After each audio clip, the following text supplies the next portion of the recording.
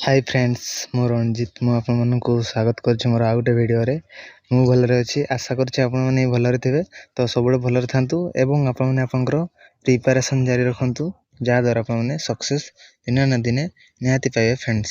तो फ्रेंड्स ए भिडियो रे मु आपण मानकु कहबी कि हमर जो भाई भणी हमर मयूरभंज होमगार्ड रे रिटिन तापर फिजिकल तापर टेस्ट इत्यादि इवेंट क्वालिफाई करी हम परवर्ती स्टेज जो हबो भाइबा तो से अपेक्षा करछंती।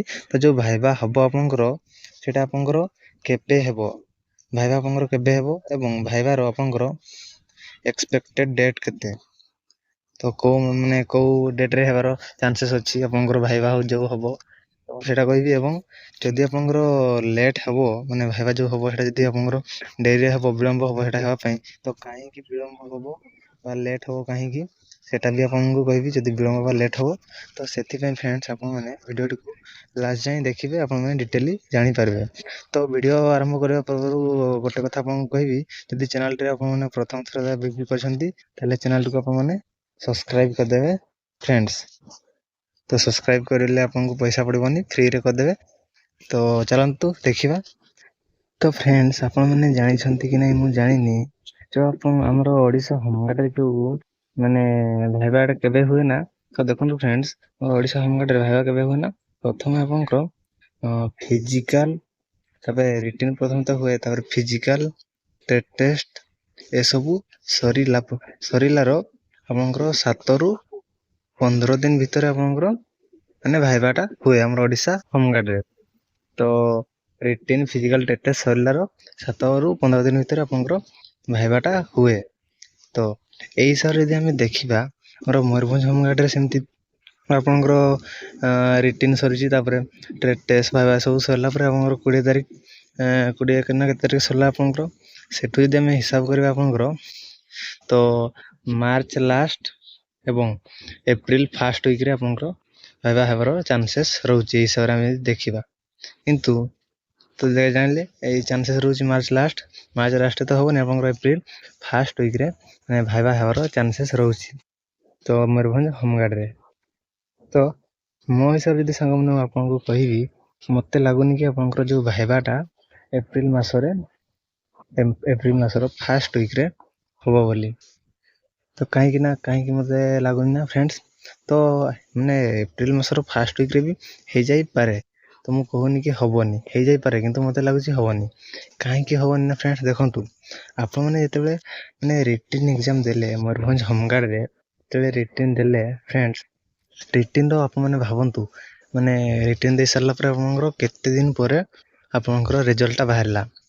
आपनकर एग्जाम हेतला 28 डिसेंबर रे तापर तारो केते दिन परे आपनकर जनवरी गला फेब्रुआरी गला तापर मार्च रे ना केबे आपनकर रिजल्ट आसिला माने केते दिन परे सांगने 1.5 मास 2 मास आपनकर लागला माने रिजल्ट आसीबाकू। तो माने फिजिकल एवं टेस्ट पाई तो एते लेट कोन हैला ना सेठी ना देखो फ्रेंड माने आपन तो जानि बहुत पिला एग्जाम दैछंती मयूरभंज होमगार्ड रे हाईएस्ट कहबो बहुत पिला एग्जाम दैछंती एवं तांकर रिजल्ट काढिबा माने जो 1 to 10 रेशियो पिला को से नेला सेमती काढिबाटा बहुत लेट हुए बहुत माने कष्ट अछि सेही पई माने लेट हैला। तो आपनकर जो ए भाइबा हो फ्रेंड्स तो ए भाइबाटा भी माने जो हबोटा लेट हो मो हिसाब रे। तो यदि जल्दी होची तो आपन पई भलो नहले मो हिसाब फ्रेंड्स एटा लेट आपनकर लेट हबो माने भाइबा हेबा पई काहे कि ना देखंतु जो आपनकर फिजिकल एवं टेस्ट रिटन प्रत्येक इवेंट जो माने भी क्वालिफाई करथिबे तो मैक्सिमम नंबर ऑफ कैंडिडेट तो क्वालिफाई करथिबे रिटन ने भी फिजिकल ले भी और टेस्ट रे भी मेडिकल टेस्ट रे भी इत्यादि रे माने मैक्सिमम कैंडिडेट क्वालिफाई करथिबे। तो जो भाइबाटा हो फ्रेंड्स आपन मन जानि छथि भाइबा रे 1:3 रेशियो रे से पिला को नबो माने जेति की पोस्ट तारो 3 गुणा पिला को माने 280 रो मंगर 3 गुणा माने केते हेउसी फ्रेंड्स 840।